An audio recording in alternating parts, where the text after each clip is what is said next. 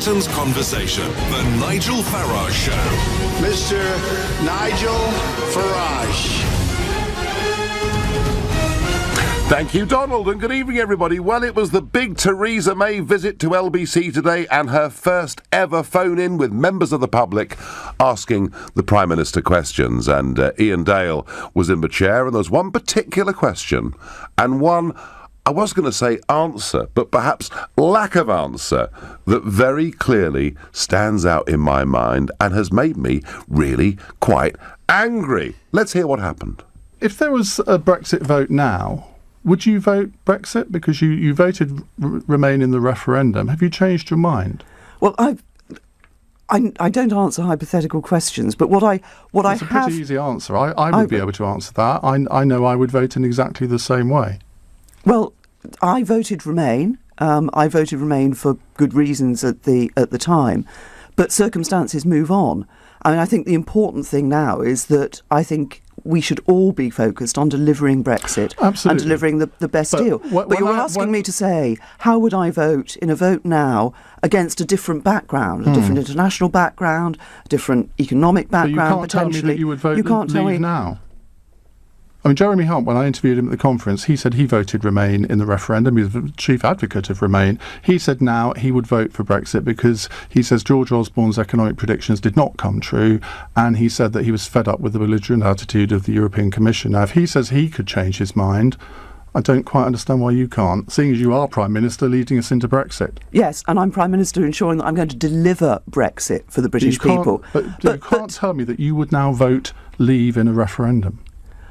Because I think, Ian, when you come, I could sit here and I could say, I'd still vote Remain or I'd vote Leave, just to give you an answer to that question. I'm being open and honest with you. What I did last time round was I looked at everything and came to a judgment, and I'd do exactly the same this time round.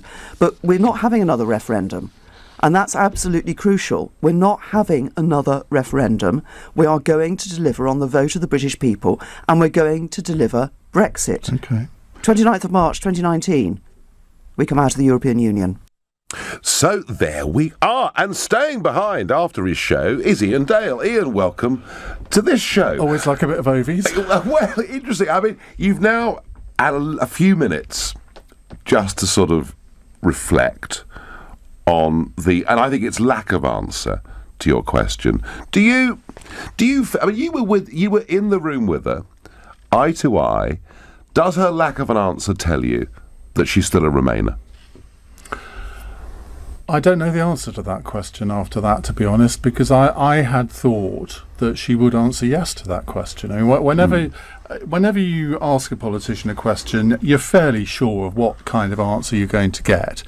And as I said, I asked Jeremy Hunt the same question last Tuesday at the Tory party conference. He gave me a very clear answer. He said he was fed up with the European Commission's belligerence. The economic crash that George Osborne had predicted didn't happen, and he said he would vote Brexit in a future referendum. Now, if he can do that, why can't the Prime Minister? And somebody on Twitter said later on, well, if you had then followed that up and said, how are you going to vote at the next election, Prime Minister, she would have had to say Conservative. Yeah, well, that's not a matter of doubt, is it? No. I mean, but she just did not want to answer that question. She appeared to be unprepared for it.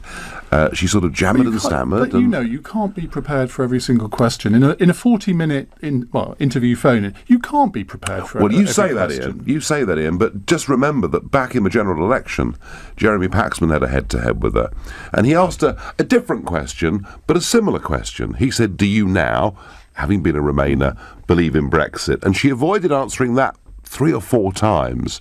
So it's not as if she hadn't been prepped, in a sense, a few months ago for this kind of question. I mean, you've been a Conservative supporter for many, many years. How do you think your fellow Conservative members and activists feel when she can't answer that question? This is where I have to say I haven't been a Tory member for 8 years. I'm sorry, you were a Conservative. Yeah, and I obviously still have a lot of friends who are active in the party. Side of politics. Yeah, I don't deny that I am on the right of British politics. Yeah. What I think that the John Redwoods, the Jacob Rees-Moggs of this world, are going to be, if they were listening, and no doubt they'll read about it in the papers tomorrow, they will be quite horrified by that particular answer. Now, I wasn't horrified by that answer. The one that I found difficult was the one on EU citizens' rights, because it is quite clear to me that if there is no deal, and I think we can probably both agree that is sort of coming up on the horizon, I'm not sure it'll happen, but it could happen. I can see no circumstances where a British Prime Minister would say to 3 million EU citizens, well, we haven't got a deal, so you're out. It's not going to happen. So she's still using them effectively as a bargaining chip. Yeah, and she would say, well, look, I have to, because I have to protect the rights of British citizens in Europe. But the answer that I think everyone ought to be concerned by, particularly those who do live, British citizens who do live in Europe, is that one. Because she said, well, we don't know what the EU's reaction would be, so how can we give any reaction to it? Now, again, I can't really conceive that the EU would then say to 1.2 or however many it is million British citizens, sorry, you've all got to go back to Britain. Just cannot see it. I don't know. I mean, you've got more experience. No, I felt from the start this was the one big concession, the one big thing the British government should do is to say that everybody that had come here legally would be able to stay and have their rights. And I think by doing that, we could have actually gained a kind of moral higher ground in these Brexit negotiations before they began, and she still doesn't want to do that. But you see, there you are, as the person in this country that everybody sees as the arch Brexiteer. Yeah. If you can do that, if you can have the generosity of spirit to do that, why can't the British government? Isn't the truth that with her lack of answer to your question today, she's upset both Remainers and Brexiteers? Well, it's easy to do that, let's face it. I mean, all the people on both sides, I won't say the extremes, but the ones who believe in both sides most are going to be upset by virtually anything. I wonder who's happy about the result of that interview with you today. I suspect not very many people, apart from you, Ian Dale, because the whole world's going to be talking about that interview. I am the world's worst person at judging whether I've done a good interview or not, because I usually come out of an interview not spotting. And when I did the interview with her in July in Downing Street, I thought, didn't get anything out of that. And then, of course, there were 4 really good news lines that came out of her 12, 14-minute interview. So I'm not going to say I've done a good interview there, because I'm the worst person to judge. Ian, you can if you like. And I have to say, you asked a very good question. She failed to answer it. Thanks very much indeed. With me, LBC's political editor, Theo Usherwood. Theo, if you're a Brexiteer and you're sitting on the Tory backbenches, you've had a speech in Parliament yesterday in which, under questioning from Jacob Rees-Mogg, she said the European Court of Justice would continue to have a say over our lives even after the end of the Article 50 process. She also effectively confirmed that any new EU laws and rules that come in during that period, we'd be subject to. So you're kind of not feeling very happy after yesterday. And then you hear the Prime Minister on LBC quite incapable of answering this simple question about how she would now vote. What do you sense the political fallout from this may be? It's going to be big, and I'm thinking back to when Theresa May went to Japan in the summer and she said she planned to go on and fight the 2022 general election as a Conservative Prime Minister. And after that, you had Peter Bone, arch Eurosceptic, on your programme, and you asked him whether you thought she'd gone far enough and whether she could really do that. And he said, well, if she delivers on Brexit, she'll be a national hero, and she will be able to. He saw no reason why she couldn't lead the Conservative Party into the next general election. That was where we stood. And then you had the Florence speech, where she said, in effect, Brexit would be delayed by 2 years. This idea, and of course it was a red line by Boris, that we wouldn't take ECJ rulings during that 2-year transition period, 2019 to 2021, and then saying that she would. And then she comes on, and having 5 months ago, at the top of the general election campaign, said, crush the saboteurs, crush whoever gets in the way of delivering Brexit. That's what we need to do the Conservatives need to do by delivering a strong majority, 100 majority. Then to come on and say, well, unable to say that she actually believes in Brexit, what she is trying to sell the British people, then you'd have to question whether she is the person to be that national hero, as Peter Bone said. Do we start to get a whispering campaign amongst Tory Eurosceptics? let's wait and see. They're not going to be happy. Let's put it that way. And the danger was, you talked about Remainers, that I've seen a lot of Remainers on Twitter are over the moon. They said, how honest, how refreshing from the Prime Minister.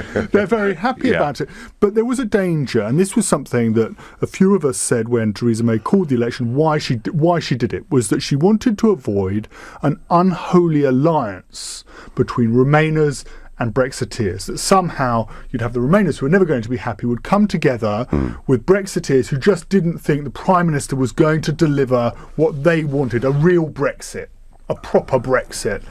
And that now looks increasingly likely unless you go with the no deal option. And it sounds from what she said today to Ian Dale is that she doesn't believe in that option because with the way things stand right now, asked if she'd vote for Brexit, asked if she'd vote to leave the European Union 3 times. She was unable to say. I have a feeling we'll be talking about this again tomorrow. Theo Usherwood, thank you very much indeed. And before I tell you what I think, let's get our first reaction from a member of the public. Mehdi is calling from Tower Hamlets. Good evening, Mehdi. Good evening, Nigel. So what did you make of the fact she did not want to answer that question? And she's absolutely right not to answer that question the way you and Ian Dale want her to answer the question. Listen, I've never voted for Conservative. I will never vote for Theresa May. And I think she's not a very good Prime Minister. Which Nigel concentrating on the wrong topic, as Ian Dale told you just a minute ago, that he picked up the wrong thing. Why, you want her to become a Brexiteer just because you want her to?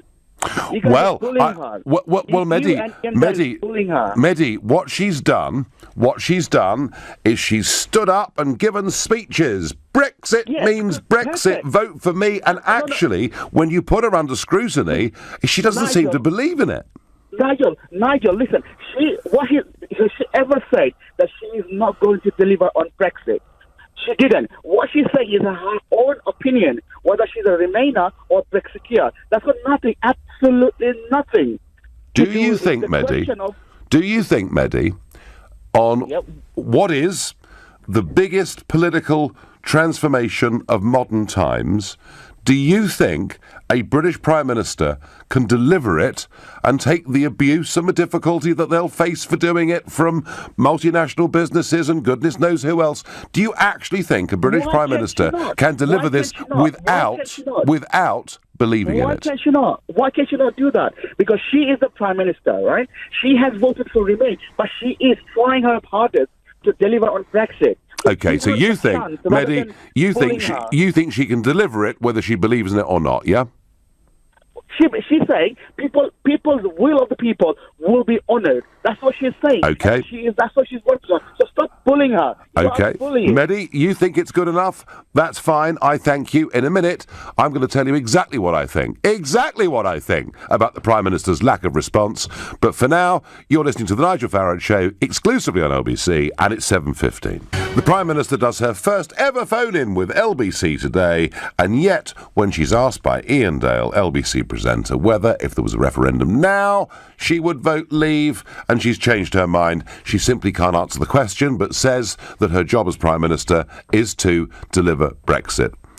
I have tried this year again and again to give the Prime Minister support. She started off in the Lancaster House speech in January saying Brexit means Brexit. And she carried on several times this year saying, support us, vote for us in the general election. We're the people that will make sure that Brexit happened. And whenever she was on the platform, she gave us the impression, she really did give us the impression that she believed in it. Here she is speaking a week before the general election.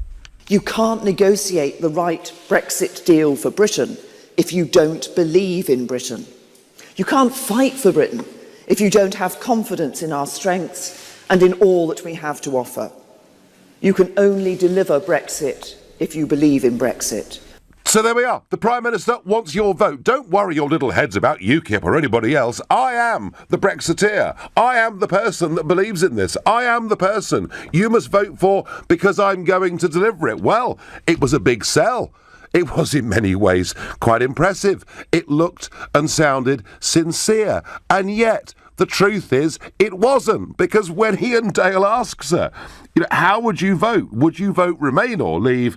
She simply can't answer the question, and all of us are left with the impression that in reality she still believes that Remain was the right decision last year. And I do not believe that you can lead this country into this big political transformation, given all of the criticism you're going to face internally and externally, unless you absolutely believe in it with all your heart and all your soul. And I think this answer today explains to me why we've had dither, delay, explains the lack of leadership. She's viewing it as just another political issue and doing her best to placate both wings of her party. Actually, she's not really pleasing anybody. Brexit, 16 months on from the vote, is frankly completely and utterly stalled. And I'm sorry, but this is not the person to lead this country into big historic change. Sometimes in life, it's not what you say that reveals who you are, it's what you don't say.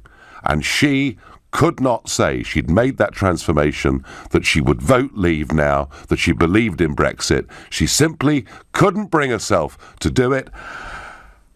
And if the Tory party don't get rid of her, or she doesn't decide to stand down herself, not only will Mr Corbyn be the next Prime Minister, but we will finish up getting Brexit in name only and little else. So I'm angry about today, and yet I think it was very helpful. I wonder what Jeff, who's calling from Edmonton, made of the Prime Minister's performance. Jeff, good evening. Good evening, gentlemen. Yeah, I don't really believe she realises that what she's really done tonight. Well done, Ian, for the scoop. She has basically, anything in life you want to do, you want to achieve, whether it's passing an exam, starting a business. Let's just use a boxing analogy. If you're a boxer and you're going into a fight and you don't believe you can win, well, guess what's going to happen? You are going to lose. Yep. It's a fact. You have to believe wholeheartedly in everything you do, especially something of this gravity. You're telling me that our head runner, our front person who's taken us out of Brexit, doesn't believe in the whole... She doesn't believe at all. She has put the final nail in her coffin tonight. I'm sorry, but... I agree, Jeff. Doesn't realise what she's done. Jeff, I agree with you. I think, the sort of plot against her at the weekend, led by Grant Shapps, that was chiefly Remainers who were hoping to get her out. But I think her real problem comes when the Eurosceptics in the party start to turn against her. And Jeff, as I say, this comes on the back of yesterday when she confirmed to Jacob Rees-Mogg that the European Court of Justice would, up until effectively the next general election, have a say on this country and would accept new laws. Jeff from Edmonton, I think you're right. I think this is a big moment this evening. It certainly wasn't what she intended when she walked through the doors of LBC at 5 o'clock earlier on this evening. I've got very interesting comments coming in on Twitter, on Facebook. One says here on Twitter, if she'd said she would vote to remain still, I'd respect her for being honest. Yeah, but she couldn't even do that, could she? She couldn't even do that. She refused to answer the question, but left us in absolutely no doubt that actually she's a Remainer. Even if she was still a Remainer, the fact is she's doing what we said to do. That speaks well of her, says Chris. Chris, just saying I will carry out the will of the people isn't good enough in what is going to be a really big set of decisions that have to get made over the course of the next couple of years. It's not enough. Will from Evesham, what is your opinion? Good evening. Good evening, Nigel. I mean, you talk about Brexit like it's some kind of a religious fervour, like this is a matter of faith. You're either a believer or you're not a believer. Well, I think in terms of the Prime Minister, having to do the job, I don't see how you can do it unless you believe in it. But surely, as a Prime Minister, you would hope she's reflective. You would hope she would actually look at the evidence in front of her and say this is going to be a disaster.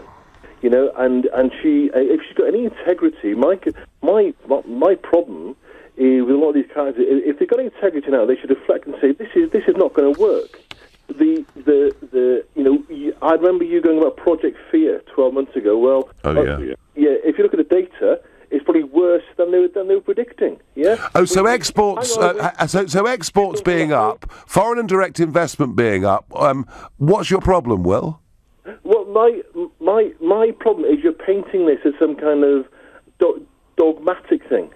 Surely you want a pragmatic Prime Minister who looks at the evidence, realises this is going to be a disaster for our country, and goes to the public and says, look, we have to stop this. Well, I see. So what we do then, Will, is we say, do you know what? The hell with you 17.4 million people. You don't care. You're thick. You're stupid. You really don't wash often enough. And we, the great and the good, know what is good for you, so we're going to reverse Brexit. That's what she should do, is it? Stupid? Is that what she should do? Hang on, I didn't call her any thick or stupid. A lot of people who want a second referendum have talked down to and treated Brexiteers as if they're frankly a little bit thick and don't know what's good for them. I think you're just simplifying and trying to patronise the argument there. I'm sorry. I think what I'm suggesting is people should reflect on the fact, and no one's called anybody thick. People voted. Oh, they have done. Don't worry. I'm sure they have, and equally, you've been quite abusive about people who voted to remain, and it doesn't really help. I've never been abusive about anyone that voted to remain, provided they have it as a sincerely held opinion. I believe in open, proper, democratic debate. What I am. In which case, why are you so afraid of another referendum? Well, why not have one every Thursday and keep it going forever? I mean, it wasn't the best of three, Will. You lost tough, mate. That's where it is. The fact is, look, Will, she was elected. She was elected. She was elected on a ticket that said, I played you that clip a few minutes ago. That 16-second clip where she says, vote for me because I believe in Brexit, and now she admits she doesn't. Is that really good, open, honest democracy at work? Absolutely. I would want a reflective Prime Minister who looks at the facts, sees the evidence and does the best for the country. So gets elected and then 4 months later says, well, actually, what I told you, I didn't really believe in it at all. But thanks ever so much for putting me into number 10.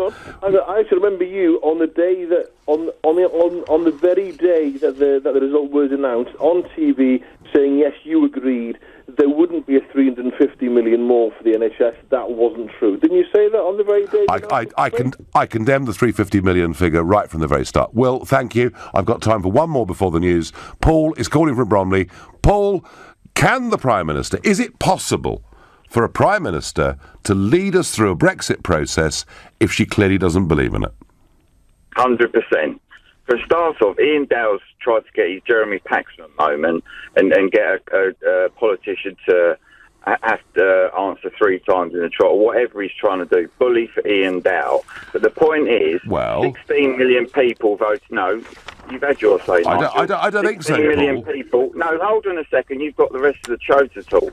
16 million people voted Remain. She's got to bring the whole country together. If she'd have said, I'm going to vote Leave next referendum, then we'd have started this whole hard and soft Brexit that she'd have been castigated by all sorts of people, the business community. She did the right thing. At the end of the sentence, she said she's delivering Brexit and we're out in March 2019. What don't you understand about that? She, by the way, Paul, Ian Dale, far from attempting a Jeremy Paxman moment, and let me just give you an example. When Paxman asked her this question, he began by saying, when did you realise you'd got it wrong on the biggest question of our time? Do you still think it was a duff idea? I mean, Paxman really went for her. Dale, if you look at the words that Ian used, actually asked her straight, gentle questions which she simply refused to answer. So the idea that somehow Dale used this interview to produce sensational headlines, if you look at the style in which he did it, I would say the answer is far from it. And you may have heard him, Paul, because he stayed out afterwards for a few minutes at the top of this show.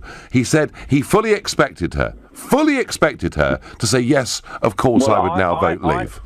I think she did exactly the right thing and answer it the way she did, because if she'd have said one thing or the other, then she'd have got castigated by the whole, relive the referendum again. We've had the referendum. It's irrelevant to talk about another one because we're not having one. And at the end of the day, right at the end of the sentence, we're leaving in March 19. But we're not, are we? 2019. Yes, we are. and get it into your head. There's a transition period, Paul, isn't there? No, yeah, so what? We're still leaving. Well, hang on, the European Court of Justice is going to have say after March 2019. We're going to go on paying. We're going to go on paying £8 to £10 billion a year. We're going to go on with open borders. I mean, it looks, Paul, does it Nigel, not? go back to your tribal, political. You can't get out of the rut. Do you think, if the European Court of Justice has say, and it's the Supreme Court of this country, would you define that as a position where we're outside the European Union? It's a transition. What don't you understand about that? How long will it last, Paul? You're going from one point to the other. How long will it last? Another point is we're leaving the EU. Well, if we all believe that, we wouldn't be having this debate, and the Prime Minister could easily have impressed us. Paul, I thank you. We've got to move on. You're listening to The Nigel Farage Show, exclusively on LBC. It's 7:30, and Brexiteers everywhere are going to be furious that Theresa May could not answer Ian Dale's question about whether she would now support the Leave side in a referendum. Meanwhile, the Catalan president, Carles Puigdemont, has spoken in the Parliament in Barcelona. He said he has a mandate to declare independence for the northeastern region, but he's prepared to wait a few weeks in order to facilitate a dialogue. He told the Parliament a landslide victory in the disputed 1st of October referendum gives his government grounds to implement its long-held desire to break the century-old ties with Spain. But he's suggesting holding off. He was highly critical of the Spanish government and their response and the behaviour of their police. He said Catalans had nothing against Spain or Spaniards, but it was time to understand each other and to talk. So we are not going to see dramatic scenes tonight of Spanish troops and police seizing buildings in the capital of Barcelona. But don't think this issue has gone away. And what was so fascinating, I thought, when Theo Usherwood was there over the course of the last couple of days, was to speak to these Catalan separatists who now feel as strongly against the European Union as I have done for many, many years. So watch this space. That one's coming back. Meanwhile, it's the Prime Minister. My last two callers think it's perfectly acceptable for the Prime Minister to carry out the will of the people without actually believing in the Brexit cause. I think it's impossible to take on something of this magnitude. You know, you can't climb Everest unless you absolutely believe and want to do it. That's my view. James is calling from Manchester. James, good evening. What did you make of Mrs May's lack of response? Good evening, Nigel. I was not impressed at all. I think it's part of a long-running trend of betraying hardcore Conservative Party members in two senses. On the one hand, you have social conservatives that have felt betrayed for a very long time, and this is not strictly Theresa May's fault, but on things like gay marriage, on things like Justin Greening's ridiculous decision for changes to gender on birth certificates, they have felt alienated probably for the past decade. And now, thanks to a combination of her economic agenda and this disastrous display on LBC, she's managed to alienate Thatcherites as well. And I think you're going to see Conservative Party membership, as it has done for the past 20 or so years, continue to dwindle and dwindle and dwindle. And in the face of there was talk in Manchester, James, when I was in your home city a few weeks ago, there was talk that the official Conservative Party membership may well now have fallen below 100,000, so there's certainly a trend in that direction. But let me just come back to something you said. You believe her performance on LBC was, you used the word disastrous, yeah? Absolutely, yes. And you say that because you think it'll have ripple effects and there'll perhaps start to be Eurosceptics in the House of Commons speaking out against her? Or Indeed. Yeah, I think the recent coup that was attempted against her was mainly Remain-led, which is why I think a lot of Brexiteers distance themselves from it. Yes. I can't see themselves distancing themselves from the future leadership challenge. James, fascinating. Thank you. I said that earlier when Theo was here. I said, watch this space. I think you're going to start to see some Eurosceptic Conservatives speaking out. James from Manchester believes much the same. David from Hereford texts in. He says, Nigel, Mr Trump builds fences, Mrs May just sits on them. Very good. Fred is calling from Frankfurt. Fred, good evening. Good evening to you, Nigel. And firstly, let me thank you for all the work that you've done for Brexiteers. It's amazing. And well, Fred, thank you. So I take it you're a fellow Brexiteer, then? No, I'm worse than you are. Right, okay. So given that you've got Euroscepticism as bad as you have, what is your response to the Prime Minister's lack of an answer to Ian Dale? Well, well, she's a Remainer. It's very, very obvious, and the cabinet, they're all Remainers. But I have a bigger fear, Nigel, and I put this to you. I think that we're being led up the garden path. Because it's going to be at least 2, 3, 4 years now before there's any chance of being cleanly out of the EU. And if this government decide, if they are intent to reverse Brexit in any way, and they engineer an economic recession in the meantime, and they use that as an excuse to go to Parliament and revoke Article 50 or backtrack on Brexit, I think there could be a plot behind the scenes, because there is absolutely no need to drag out these discussions. There could even be an arrangement between them and Brussels, because nobody's interested in going anywhere. Fred, nothing is impossible, but all I can say to you is if they were to try to withdraw Article 50, I think you would have the biggest political revolt we've seen ever in this country. Fred from Frankfurt, I thank you. Chaz is calling from Verwood in Dorset. Chaz, did she do the right thing in not answering? Yeah, I think she did, Nigel. Do you? Yeah, of course she did. I think you're being a little bit unfair. The poor lady's caught between a rock and a hard place. She's if she says I would vote Remain, then everybody would be massively up in arms, saying, "Oh my goodness, we've got a Remainer at the helm. We can't have Brexit with a Remainer at the helm." Right. And if she said I'd leave, then the Remainers would be, "Well, she's not on our side either. This is a binary situation." Oh, hang on, Chaz. Chaz, hang on. Why would Remainers in the Conservative Party not accept a democratic result and expect a Prime Minister who was elected on a manifesto to deliver Brexit to get on and do it? Well, that's exactly what she's doing, but you keep on harping on about... Yes, she is. That's what she's trying to do. Wasn't what I heard yesterday, Chaz.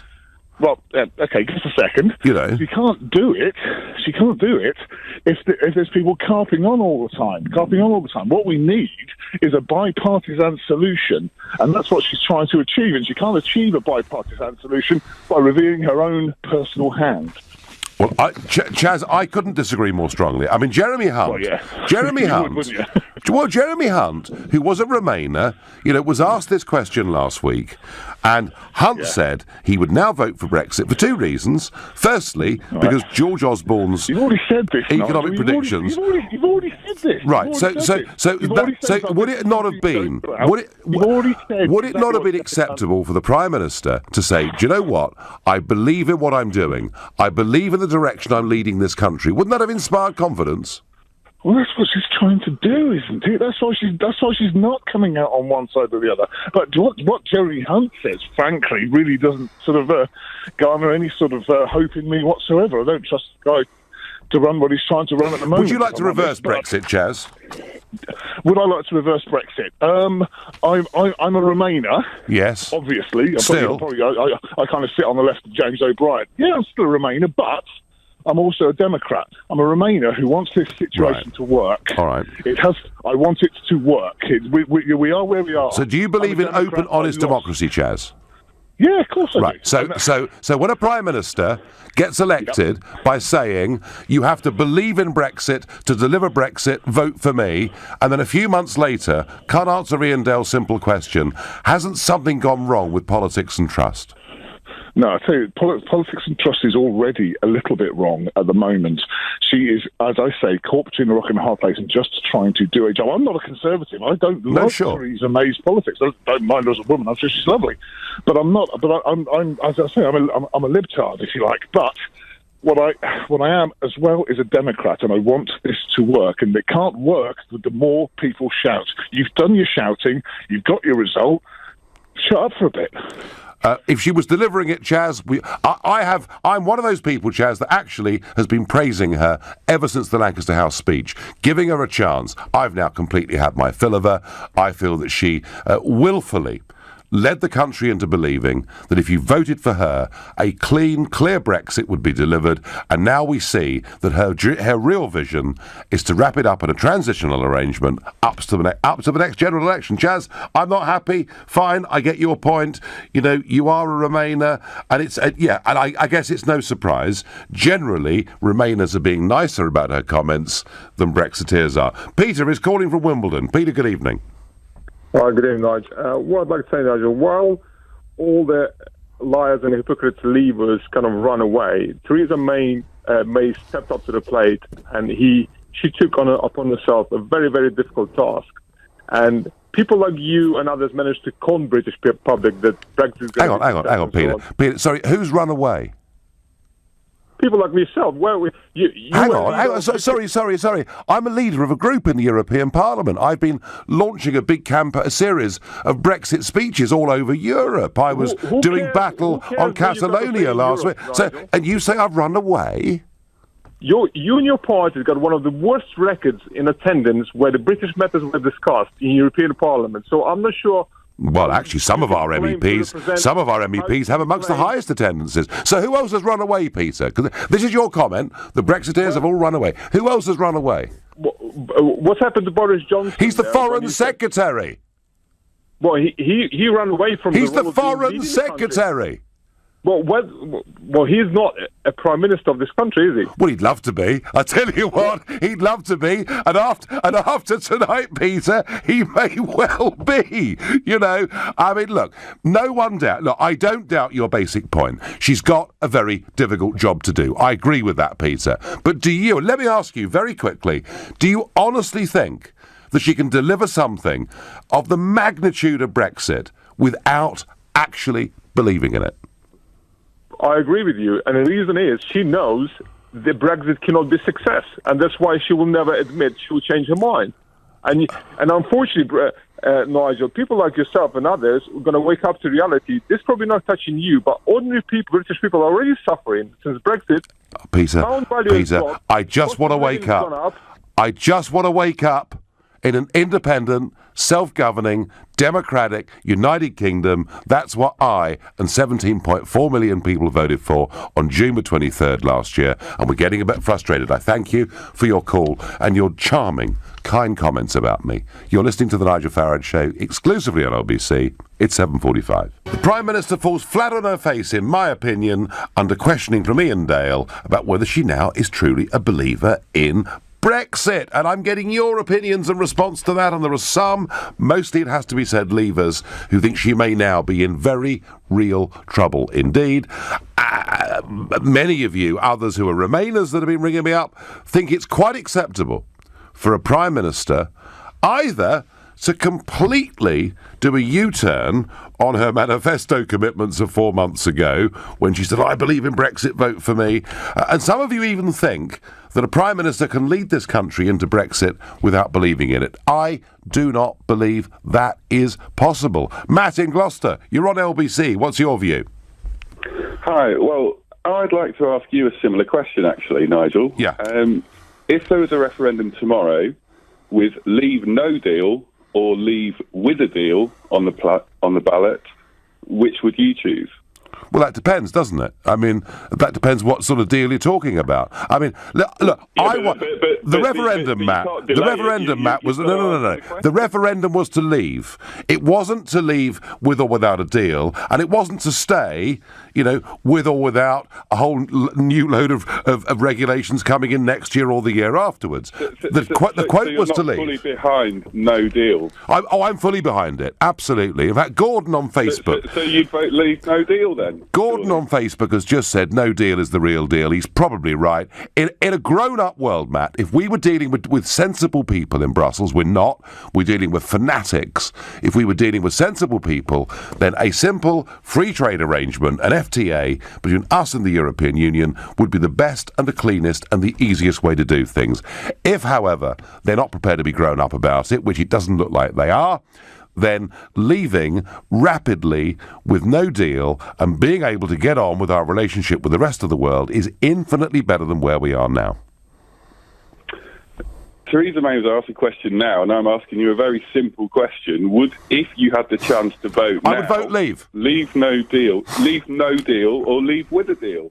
Well, leave with a deal, obviously, would be the sensible grown-up thing to do. But you can't guarantee that in the future. What you do in a referendum... So you can't answer the question now, then, can you? Because leave under any circumstances, Matt. Leave. I'd vote in blood to leave. Is that good enough for you? No, because you just said you'd leave with a deal. For all you know, the deal will be... Right, I'll leave without a deal then. I tell you what, I'd vote leave in 100 referendums in 100 different ways. This was not... Nigel, this is not multiple choice. It's not multiple choice. This is, we want to leave. And she wasn't asked a trick question. She was asked whether she now would vote to leave. Effectively, did she now believe in Brexit? She doesn't know because we're not at the end of the negotiations yet, just as you have admitted that you're not sure either. No. I'm absolutely sure we must leave whatever the circumstances. No, you just said that we should leave with a deal. I'm certain we should leave. We should leave. End of. Full stop. How we leave, frankly, is far less important than getting back control of our country. No deal. So we need another referendum to leave no deal because we haven't had one on it yet. And should we then have another referendum on the next set of deals that come after that? No. What we did in the referendum was to make a decision on what direction the country was going in, and we've decided to turn round by 180 degrees and move into a direction of normality, what most countries in the world do, which is to make their own decisions through their own people. Why not? Well, we need clarity. So I think you should support another referendum for leave no deal. Because we haven't had one yet. We're not in a leave no deal at the moment. It wasn't the best of three. It wasn't the best of three. We voted to leave. You obviously don't like that. But I tell you what, it's now 70% in this country that not only want us to leave, they want us to get on with it. And I was amazed this morning. I appeared on a platform this morning with Sir Christopher Mayer, the former British ambassador to the United States of America. Foreign Office to his fingertips. Strong Remainer in the campaign. And I was flabbergasted when he said this morning that he now believed it was right that we should leave, that we'd made the decision, let's just get on with it. And he was fiercely he was more critical of Juncker, Barnier and Verhofstadt than I've ever been. So actually, you get people like Matt in Gloucester who just can't bear the thought that we're not going to live in the United States of Europe, but actually, generally, across this country, it is the view people are coming to. Sharon is calling me from Mill Hill. Sharon, do you feel sorry for Mrs. May over tonight, or was she exposed by Dale? I don't feel sorry for her, no, but I do think I happen to have found the previous caller brilliant, actually, because I think that what he did was he put you in a situation which I've never seen you in, where you actually were quite uncomfortable with the question. He kept pushing you and pushing you and pushing you. It's a trick question, isn't it? It's a trick question. Yeah, of course he did. Sharon, I want to leave. Yes, we know that, but as you are well aware, of course we understand that's what you want and wanted and will want in the future. However, it's it's turned out to be far more complicated than any of us thought. No, it's not. It's dead simple. Whether we have a free trade agreement or not, frankly, is irrelevant compared to the bigger question of whether we are in charge of our future trade policy or not, whether we are in charge of our country or not. No, absolutely. I agree, but this is unprecedented. First of all, I just want to go back to the question about Theresa May. It appears to me that the media, once again, which is what people do in this country for some reason, is go after politicians of all parties and try and trip them up. Now, I don't understand why he had to ask the question to begin with. Do you know something? She is the Prime Minister right now. Okay, so whether there's a vote of no confidence and somebody else takes her place, that's a different story. But while she's the Prime Minister, why don't we just get behind her instead of trying with this afternoon you were saying, wait and see what the headlines are going to be tomorrow. It's going to be slating Mrs. May. Actually, she did answer the question. She was very diplomatic and she was actually very clever. And I'm not the most massive fan, and I don't think that she's necessarily the best person for the job. What she said was, last time I took into account everything that I considered everything, and I wanted to remain. And next time, that's what I would do. And what's wrong with saying that? I think, Sharon, the problem. There's not going to be another referendum. I think the problem There's is. not going to be another one. No, but what Ian was asking was, did she, as a Remainer, now believe in the Leave cause? That in effect. He didn't say that, did he? Well, He that said was the implication of the question, wasn't it? Yeah. But the implication. Let's be honest. If you were a fan of hers, then it wouldn't be about the implication. The question was very plain and simple. If there was another referendum, would you vote Remain or would you vote for Brexit? Right, Come on. So how is it then, Sharon? Trying to catch her out. How is it, Sharon? Why? It's How is it, Sharon, that she was able, in the general election, on that clip we played you, which was a speech she gave on the 1st of June, how is it she was able in the election to make it very clear to us that she believed in it and that now she backs off from it? Is that just what politicians do? Backing off. Yeah, well, you're the right one to answer that one because you would know. Come on. Listen, politicians often. She hasn't made a U-turn. She just simply answered the question honestly and said simply, I would consider, and let's be honest, I think a lot of people who did vote Remain would possibly vote Leave now because we have a lot more knowledge. Yeah. And vice versa. Okay, a lot of people voted who weren't. A lot of the public didn't know all the ins. Do you think, Sharon? Sharon, do you think she's the right Prime Minister to take us through the Brexit process? Not necessarily, no. Okay. All right, Sharon, I've got to let you go. I thank you. Big range of opinions. I've no doubt that interview with Ian Dale is going to be a big story over the course of the next coming days. I thought her inability to answer that question was wholly unsatisfactory. I think support will continue to melt away from her with very good reason. You've been listening to The Nigel Farage Show. I'm back tomorrow evening from 7, and you can continue to give your